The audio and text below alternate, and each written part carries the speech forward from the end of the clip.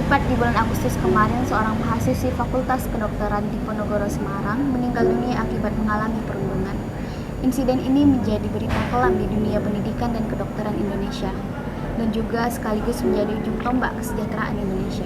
Belum lagi diluncurkannya peraturan pemerintah tentang penggunaan alat kontrasepsi bagi pelajar. Apakah hal ini sebuah hal yang urgen bagi pelajar? Bukannya seorang pelajar harus dicondong kepada pendidikan yang berkualitas? Yuk kita bahas all about Indonesian education system, aka pendidikan di Indonesia di Dara Corner bersama Nanas dan Jilan.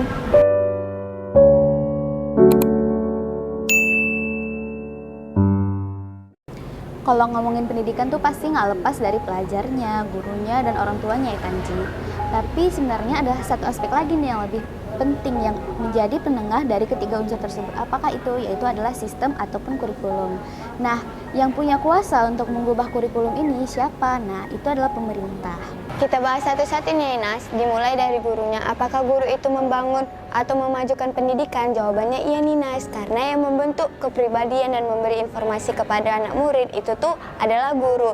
Nah, Jilan jadi ingat nih, gimana baik dan buruknya guru-guru Jilan ke Jilan gitu kan. Nah, baiknya guru-guru Jilan tuh ketika Jilan ingin menyampaikan sesuatu, terus itu ingin bercerita dan ingin memperdalam suatu ilmu, guru-guru Jilan tuh siap untuk membantu Jilan.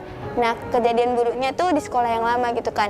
Kan kita tuh keluar rumah tuh harus memakai jilbab yang kita pahami. Nah, jadi pas olahraga Jilan minta izin untuk tetap memakai rok gitu kan. Tapi nggak boleh sama guru Jilan tuh, sampai Jilan tuh disuruh lari, bahkan sampai kadang nggak dikasih ikut olahraga.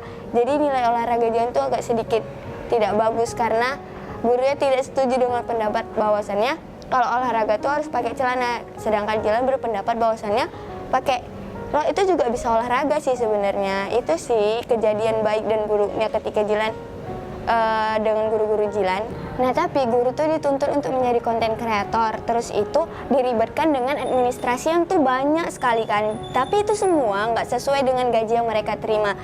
Bahkan, Lembaga Riset IDS dan Grade Indonesia Dompet Duafa pada Mei 2024 melakukan survei terhadap 403 guru di 25 provinsi Indonesia terkait upah yang mereka dapat.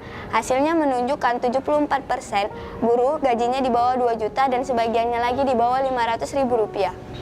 Nah, kalau dari sudut pandang pelajarnya nih, Ji, sebenarnya kurikulum Merdeka ini bagus, tapi malah melegalkan kebebasan di banyak hal gitu. Jadi kayak kalau misalnya di kuliah nih ya, kayak mengconvert mata kuliah kedokteran gitu kan. Jadi dibikin kayak setara dengan mata kuliah kebudayaan. Nah, itu kan di kuliah ya. Kalau misalnya di zaman sekolah analis dulu, jadi para murid itu dibebaskan nih untuk mengeksplor apapun gitu yang mereka suka, sehingga kadang sampai tidak memperhatikan apakah yang dieksplor itu sesuai syara atau enggak. Belum lagi orang tua yang sibuk mencari nafkah sampai lupa nih, Ji, bahwasanya mereka juga punya peran penting loh untuk pendidikan anaknya gitu. Jadi kan harusnya apa yang dipelajari di sekolah itu kan diulang lagi di rumah. Kalau kita kan kayak ngerjain PR gitu kan. Nah, siapa nih yang bakal mengevaluasi anak-anak pelajar ini kalau misalnya orang tua mereka aja nggak ada gitu kan, orang tua mereka aja sibuk gitu. Nah, contohnya ini, Ji, karena saking tidak dapat perhatian dari orang tuanya, ada anak SD umur 8 tahun yang sering tidur dengan teman lawan jenisnya. Memang dalam penerapan satu sistem itu gak semuanya ada hal positifnya, ada juga hal negatifnya. Tapi sistem yang diterapkan ini bukanlah sistem dari sang pencipta, maka akan mendatangkan murkanya Allah. Sistem yang dibuat oleh akal manusia akan merusak apa yang dirusaknya. Bahkan bukan untuk mensejahterakan guru, yang ada makin bikin guru sengsara.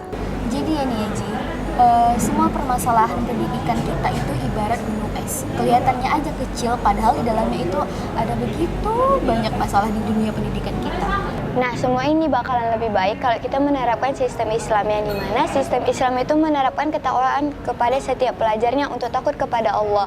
Dan hasilnya adalah orang-orang yang bukan hanya paham hadis, tetapi paham dalam ilmu pendidikan seperti Ibnu Sina, dan paham dalam hal geografi seperti Ibnu Majid, dan menjadi cikal bakal maps yang kita gunain sekarang. Semua ini hanya ada di dalam sistem Islam, yaitu khilafah. Sekian episode Dara Corner kali ini, sampai jumpa di episode Dara Corner berikutnya.